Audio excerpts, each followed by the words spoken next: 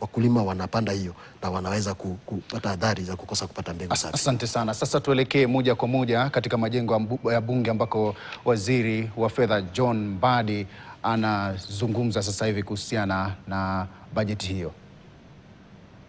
And who witnessed this very important day. I also want to thank the National Assembly and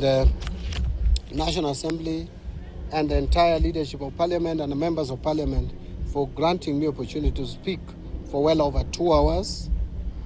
Today, in a nutshell, was a day that is provided in our statutes, in our laws.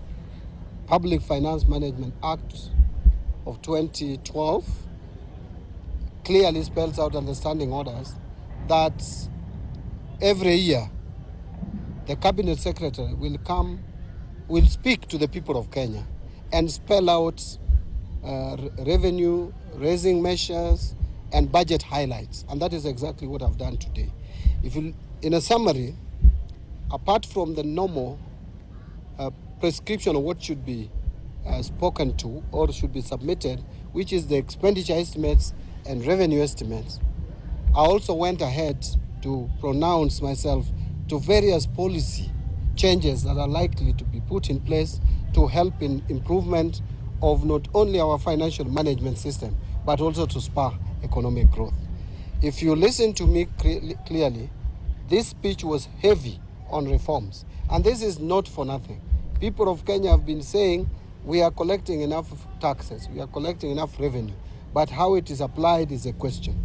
And we have proposed a raft of amendments, a raft of policy proposals, which would then radically change the management of public resources. I think in a nutshell, that is what I would talk about. Because again, Kenyans have the finance bill. Kenyans have had budget estimate for well now close to 2 months. So unless there are questions, yes. My name is Dennis Otieno from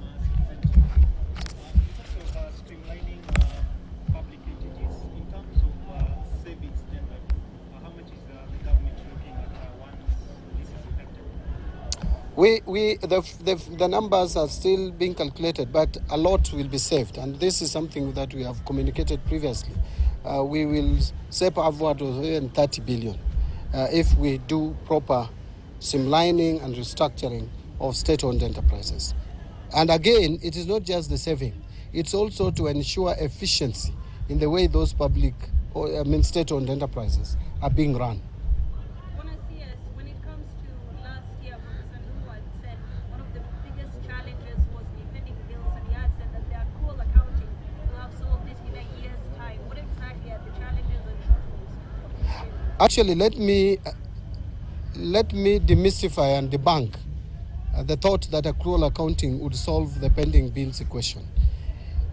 Accrual accounting would only help in ensuring the visibility and clear accountability of the pending bills, but it doesn't solve the pending bills. However, the pending bills question has been around for a while. From 2005, we have accumulated some bills dating back to 2005. The government has taken a proactive approach by constituting a committee which has assessed these bills, and as I've mentioned, and the 229 which have been cleared for payment, about 80 billion, which is relating to road sector, is being paid as we speak. The rest also, once we conclude the exercise, we will take a proposal to the cabinet through CAB memo, which then would give us the go-ahead to come up with strategies of paying the other pending bills.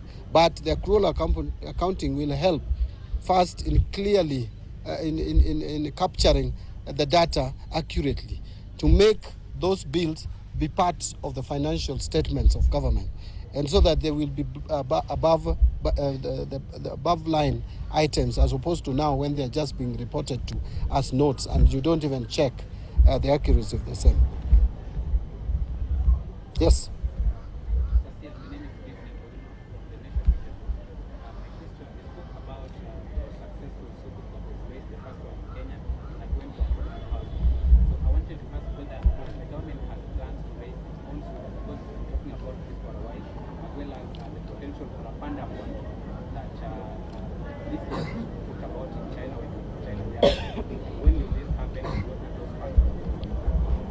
diversification of sources of our external financing is something that is key priority to this government and most particularly National Treasury. We are in the process of actualizing, raising more funds through Sukuk and even the Panda bond. We are diversifying. We are even going to UAE for other bonds. We don't want to confine ourselves to specific bonds like it has been previously, because there would be a serious risk in the event of certain turbulence in those particular markets. So we are diversifying, and our external resource mobilization department is very active in looking for various sources of funding our budget through external financing. Any last one? You okay? Satisfied? Thank you. Have a good evening.